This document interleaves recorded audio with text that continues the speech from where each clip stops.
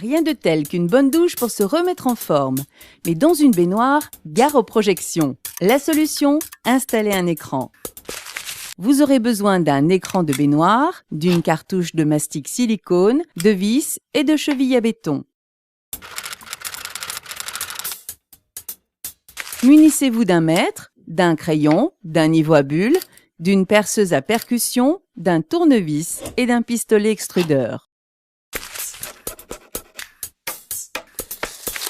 Sur la plupart des modèles, vous devez dégager le rail supportant l'ensemble du pare-douche. Réglez la verticalité du rail et marquez l'emplacement des chevillages sur le mur. Pour percer du carrelage, déposez un ruban adhésif sur le point de perçage pour ne pas riper. Un forêt à béton peut suffire pour percer le carrelage et le mur, à condition de débuter le perçage à vitesse très lente et sans percussion. Dès que le carrelage est traversé, engagez la percussion et augmentez la vitesse. Placez les chevilles dans les trous. Déposez un cordon de mastic silicone au dos du profilé.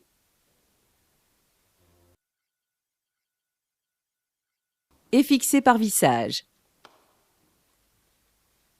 Si votre baignoire est ceinturée par quelques rangées de carrelage seulement, une différence de niveau peut toujours être compensée par un jeu de cale.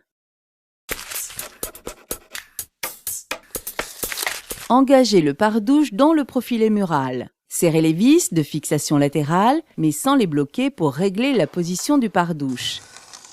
La paroi peut être plus ou moins engagée dans le profilet pour rattraper un hors d'équerre.